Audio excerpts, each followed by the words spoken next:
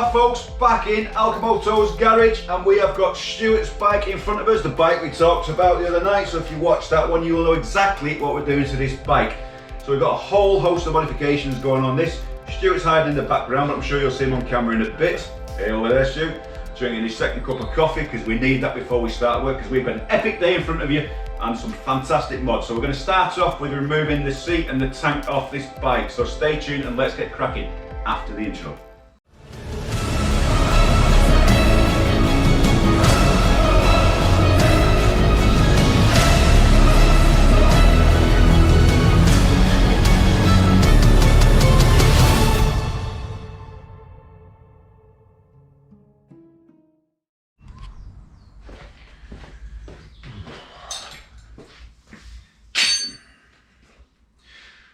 Okay, so the easiest part of this job that everyone's done at some point is just removing the seat.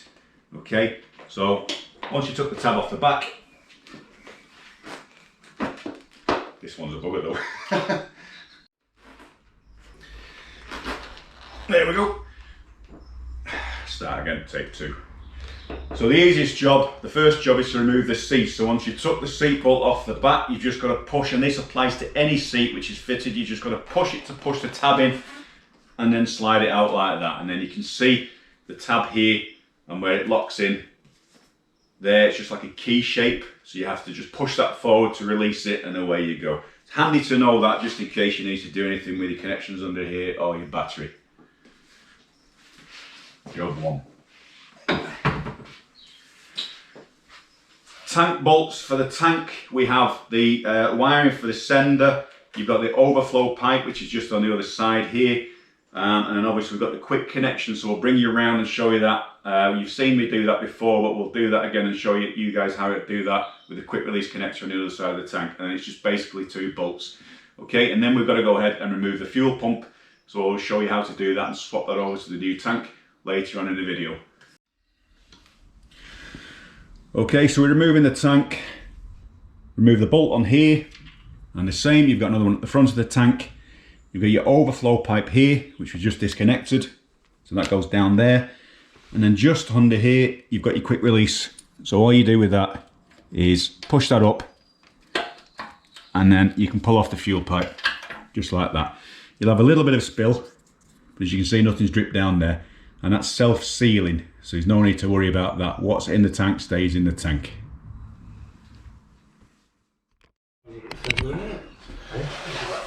Right, okay guys, you didn't see this bit, but this one was an absolute pain in the arse. We have actually got backup support now in the ALCHEMOTO garage. We've got Timo here, you'll see him in a bit.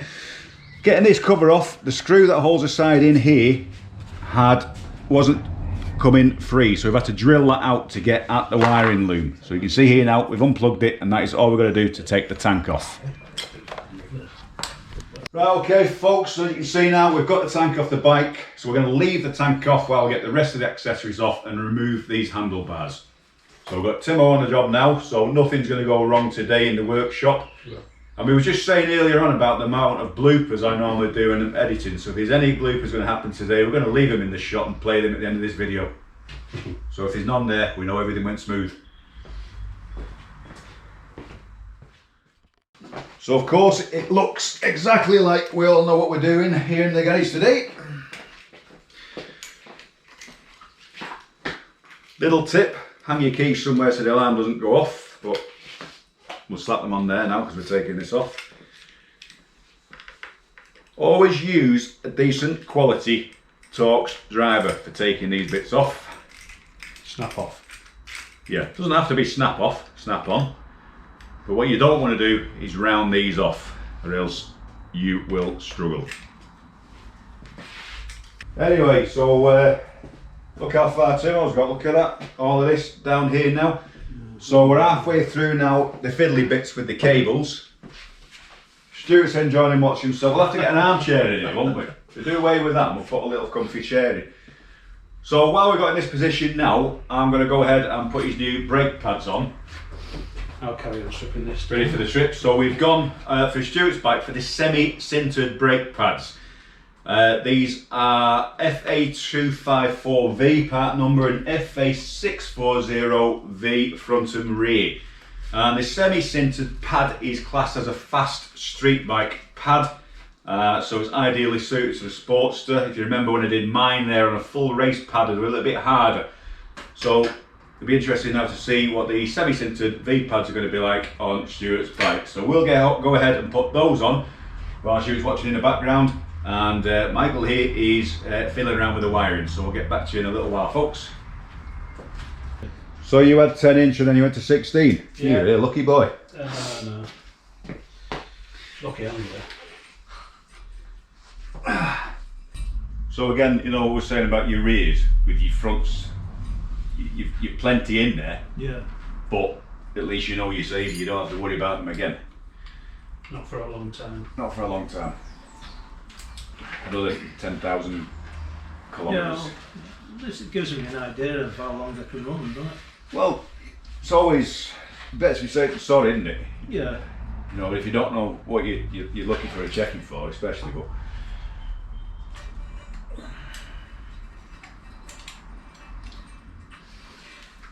but you will notice a big difference with these pads in. Yeah.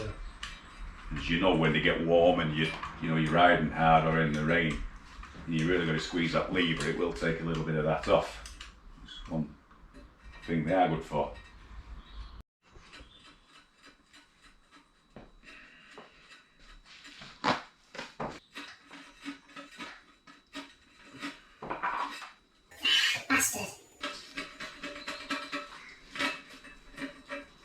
Nah, gonna have to take the plugs off. Plugs off, I'm afraid. It's always frustrating though, isn't it, when you think, you might get by with leaving something on.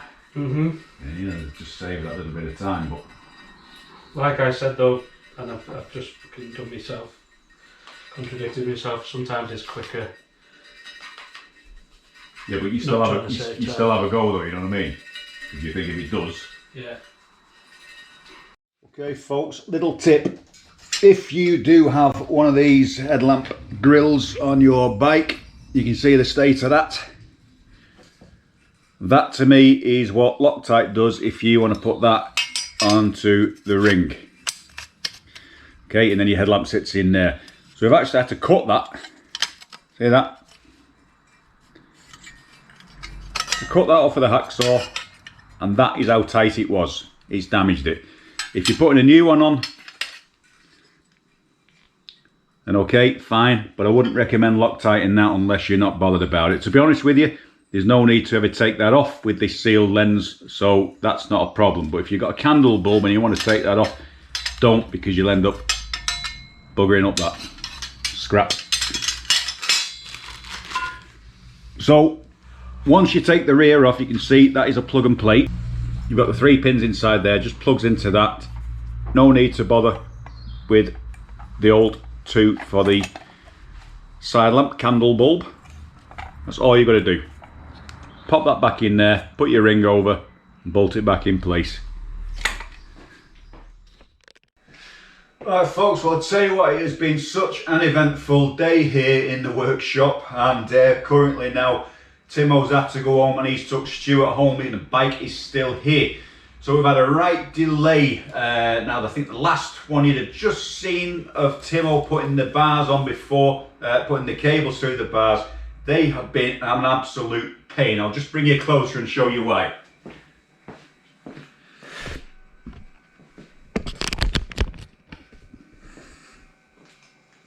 Okay, so as you can see, we've just put the bars loosely in position now. But to put the cables through here, you've got one 90-degree bend and another 90-degree bend here. Usually we're putting bars on, or with the HD bars like I've got on mine, you have a plug you can take off here and it's easy to push the cable through. With these, trying to get those wiring through there has been an absolute pain. So what we used is a piece of wire. And then what we've had to do then is push the wire through the slot, the hole there, down through the bar and out through, and then pull the wiring back through the bars. But what happens is then, because of the thickness of the wiring and the loom, it's getting stuck. You can get it through this one, and trying to get it through there is an absolute pain. So what we've had to do is cut the sheathing off and then take every individual wire one by one and then push the sheathing through the heat shrink and shrink that back over so it's nice and neat coming out underneath through here. So they're all fitted now, but that has lost a lot of time today on the fitment of everything for Stuart. So like I said, Timo has now gone home and took Stuart with him and left the bike with me to finish off.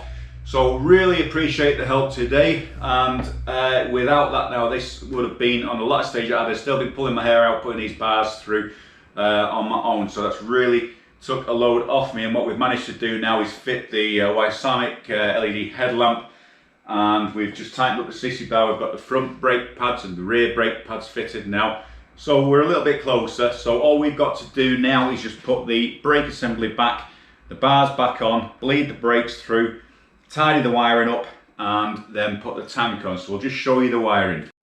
So of course, these are the extended cables which are coming through from the handlebars, and then down along here to here, you've two of those, and you can't really go wrong because the plugs are sort of symmetrical to where you need to be. That one's to the left and that one's to the right hand side. This one is part of the same loom with a single wire onto here. So of course you can cut these down a bit, but these are going to be hidden under here.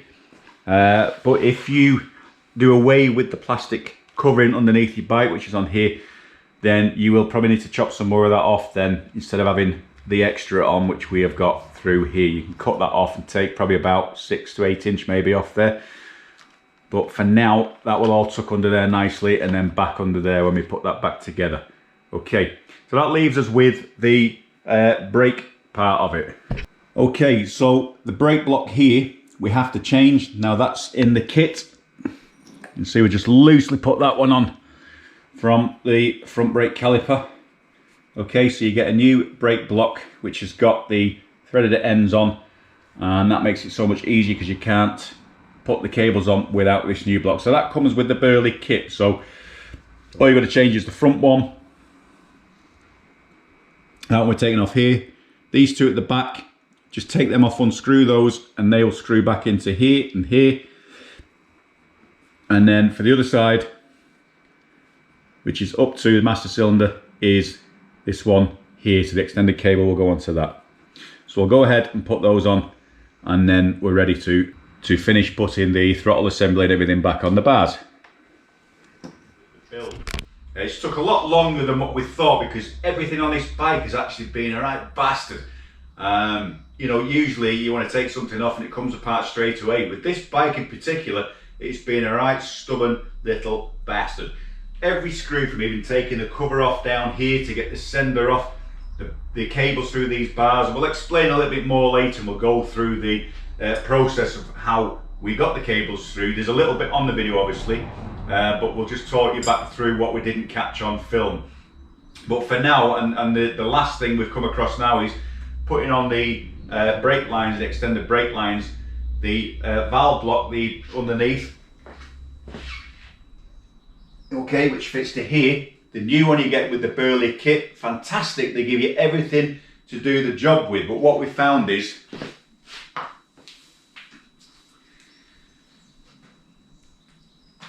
okay, I'll just show you here. And this is, we tried turning it in, the bolt that goes through the block. And it is too fat to go through the block to the other side to screw underneath to the bike. So it's the original bolt and it won't go through the new block. So we're just going to take this down now so we can get these lines on and then get those brakes up and bled through. So we're just going to take that down now, as we just said, and get this bolted up and carry on with the vlog. Okay, so we've managed to just file out the hole inside the brake block here now, which has allowed us to screw this back up to the neck. Now in the kit you do get the new banjos. So of course with the banjos it's one copper washer on one side and then through. So the banjo bolts through the banjo, one copper washer on one side and one copper washer on the other side, without dropping them, that is. Okay. And then that is just going to go back up to here. Just make sure you've got this, you see that has like a swage on it, which is one way, and it'll pull if you don't get it straight. So what we have to do now, bring us up to the bar.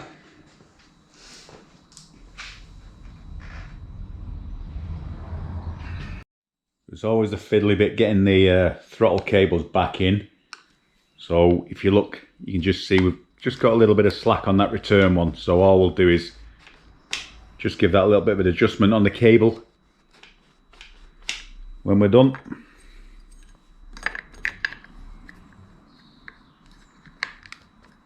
It is also wise just to put a little bit of Loctite on here.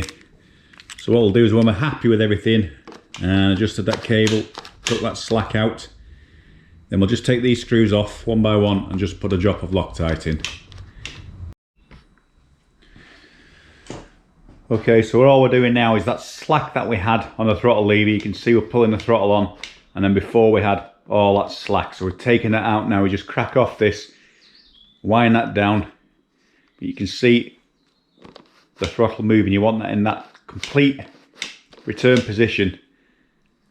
You can see how that's moving it. We don't want that because that's just going to pull on and be on a high idle. So you want to back that off till you know it's completely back, and then you've got no play. Perfect. So then we can just lock that one back up. And again, we've had these vibrate loose before, but they have a rubber cover over them. Once you put that boot back over, that should help to stop it slipping. And that's it, job done.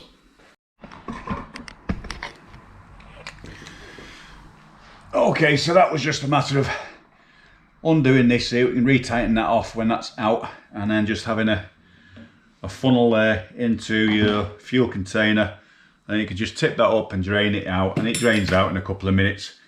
Nice and quick and easy. But if you have got the quick fitting, a spare one of those, and you can get hold of one of them, it's so much cleaner, you don't drop any fuel. But anyway, it's out, and we can move on to step 2, which is removing the fuel pump.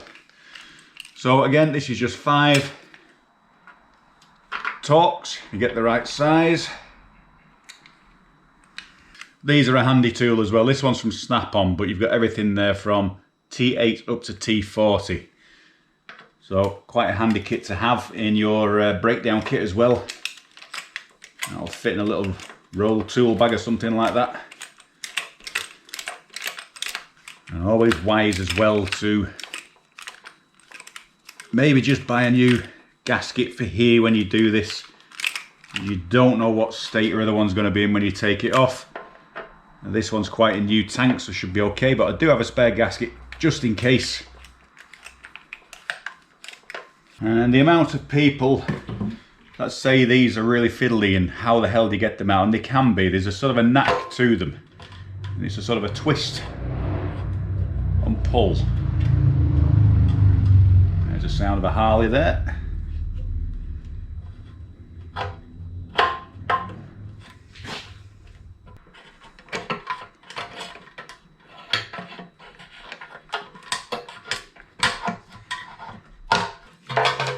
They always seem to be a lot easier when they're actually going on, and not when they're coming out for some reason.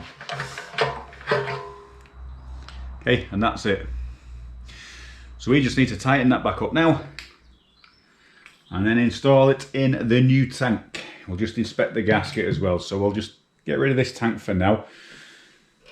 That's safe. Okay, so with this one, we are going to use a new gasket. You can see how much gunk's on there. It's picked up some dirt. I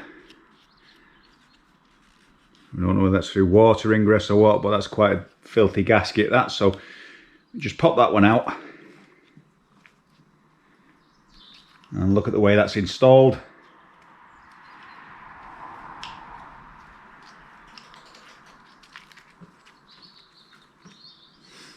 Okay, so you know that goes down. So the part number for that,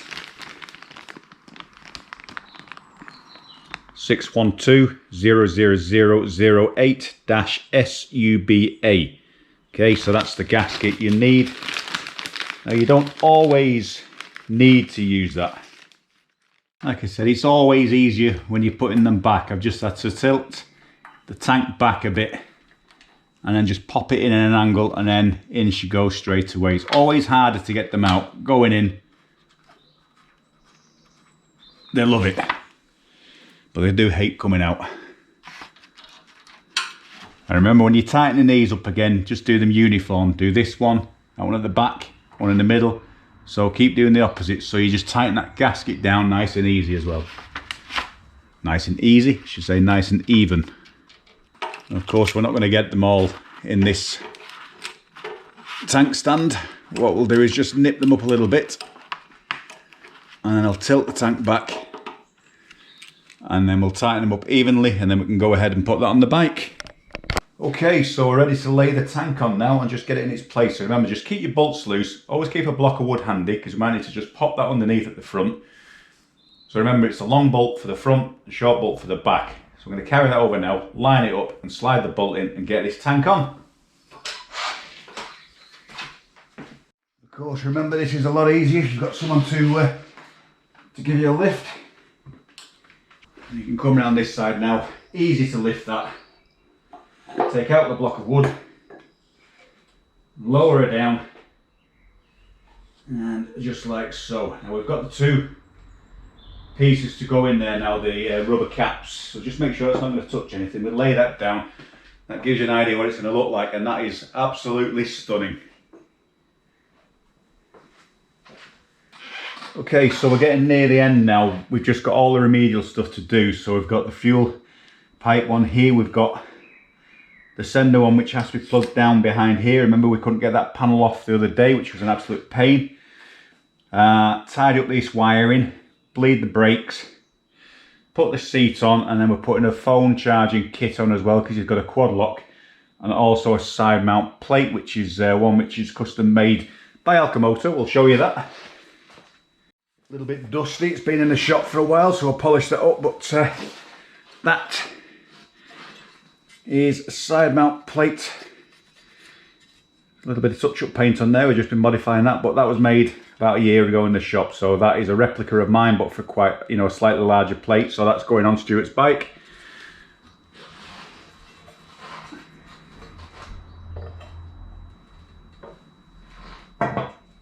So of course the fuel, we took that wire behind there, and that is just as simple as pushing up that,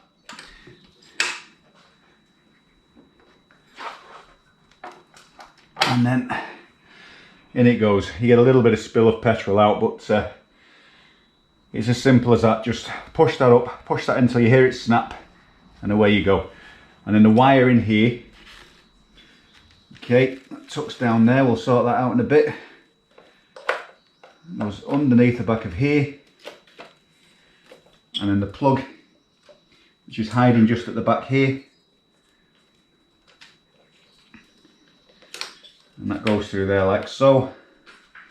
Not a lot of room from the other side because of the short shots.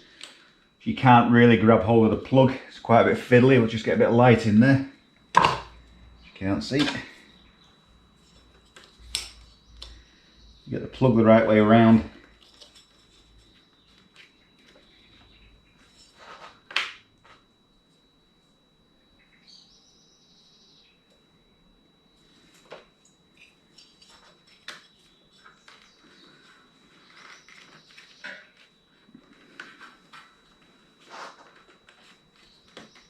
This really was fiddly to get off, and it's proven the same to get back on.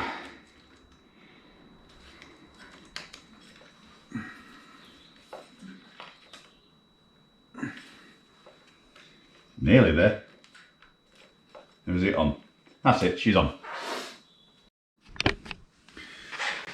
Okay, so the one thing you will find when you convert to the 3.3 tank from the 2.2 is you do have your drain off here. So your drain off pipe normally clips into there, and you can see how it just won't fit anymore. It's not long enough. And that normally sits there. Okay, with the other tank where it sits, you have more room. So there's two ways of doing it. You can either replace it with another piece of fuel line, but I never think that looks tidy enough. So instead, take some thinner fuel line. Well, this is air line, but it will take fuel. And then if you look, that pops in there nice and tight. So if we cut that,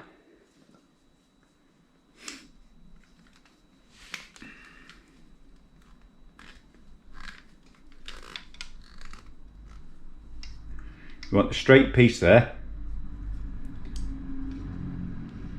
and then leave a bit of an angle on. And the reason being is, okay, cut that there, pop that onto there, and then that goes in there like so.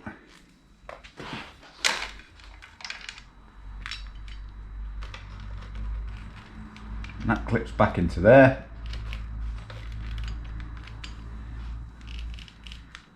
Okay, and then that now is nice and neat. You can push that back onto the fuel tank, measure that, cut, and then push that inside. And that is a nice neat job. Okay, so you can just put a cable tie around there if you want. Okay, the final piece of the jigsaw is the built well seat. Okay, so finally we're done with Stuart's build. So this is dragged on now like a few days in the week. Obviously you started watching this vlog, we were there in the garage, we had Timo with us, and then obviously Stu was here with his bike, and that dragged on because purely of the bars. So we're going to run through why we had some problems with this bike, and obviously because I do work in the day as well, so sorry if this vlog's taken a lot longer than what I thought. I thought it was going to be on there for about Tuesday for you, so we're now into the weekend. But yeah, these bars. So if you ever fit in these bars, because they've got the two 90-degree ends on here and here, to get those cables through is an absolute nightmare. And I think I've still got that. I've shown you I used a piece of wire to push through, or Timo did for that matter. And we thought we might have been able to take the original loom right through and then join it back where we needed to the extension cables. But what happened is, because of the bends, it was so hard to get through, we had to do them individually. So take the loom sheath off and then every individual wire through, and then connect them then after that. So it took about 4 hours or so to do that. Took quite a lot of the day up. But anyways, you can see those bars are on now. They look fantastic. So again, they are from Motea, M-O-T-E-A. There's a few things that Stuart likes to buy from there. It's very, very good products for a reasonable price as well. So again, everything's adjusted now. We've shown you how to adjust these throttle cables up, and the clutch cables adjusted as well. So everything is working fine. The only thing we're going to do when Stuart comes to collect his bike now, as you can see, we've just left these two loose so we can just pull back the bars to his position, pull those back out, a drop of Loctite in, and then put those bolts back in, and then we're finally done. Okay. So there's a tank that I painted a few weeks back now. As you can see, there's a bit of light hitting that, and that colour fade into that purple sparkle over the skull looks absolutely fantastic. It is actually like a gunmetal. It looks a little bit brighter in this light. And then going down, so obviously the candy red decals on the side. And then there's a bit of that red purple flake as well, just blown in. So when the light hits that again, it will colour change. So we've spruced up the bike a little bit now. A few of my cleaning products. Polished the rockers just up a little bit. And then we've put the side mount plate on. So we've got the built well seat, we've got the tank, and we've also got the headlamp. So the Ysamic headlamp, I think you've just, if we go back further to the start of the vlog, you'll see we had problems with the ring. And what we've had to do is just pop a little bit of adhesive then on the back of the ring here, on the original ring, so when this is tightened up, it doesn't move with vibration. Okay, just little things people have wrapped tape around, but you can see them when you put the ring back on. You see my breath in here. That's how cold it is in ALCHEMOTO's workshop today. We've not got the heating on. It's not that cold, but we're still in single figures. And for this time of year now, heading towards the end of May, and don't forget we've got a ride in the tour next week up to Scotland, so let's hope it's not snowing, because I believe some of you guys in Canada have snow again. Okay, so walking around to this side of the bike, again, we've spruced up the bike now. It's looking absolutely fantastic. The sissy bar I've explained, overtaking the rear off to tidy this up and put the side mount plate and new bolts in there, so that's nice and solid now. The side mount plate, I made this a while back, and this is a copy of the one on my own bike. Okay, so we've got the cutouts, the drill outs in there, so it looks, you know, pretty aggressive. It's slightly larger than my plate, and Stuart had this plate made a while ago, so it doesn't quite fit. It's 6.5 across and 7 down. To be honest, it's not bad like that. I think we could move that plate down and maybe relocate the LED lights over the top part, then shining down, but that's up to Stuart. We'll go over that when he sees the bike. Okay folks, so that's a wrap. That brings us to the end of this little mini series, which is a one vlog series, but I hope you've enjoyed watching this build on Stuart's bike. Like I said, I'm sorry for any delays over the last couple of weeks with things on the channel, but we have got some absolutely awesome stuff coming your way. We've had some new subscribers, so thanks a lot for that. So look out for that. Again, next week we will have the vlog on my not camping setup, because we're not camping this year, my touring setup on my bike for this year, and then just a prelude and introduction before we take the tour. So we've got one more vlog, possibly a little mini ride out, and then after that we have got the tour series coming on the channel. So please tune in. If you haven't subscribed by watching this one, please subscribe for the next ones. Please hit the like button, and we will see you very soon. Thanks for watching folks. ALCHEMOTO signing out.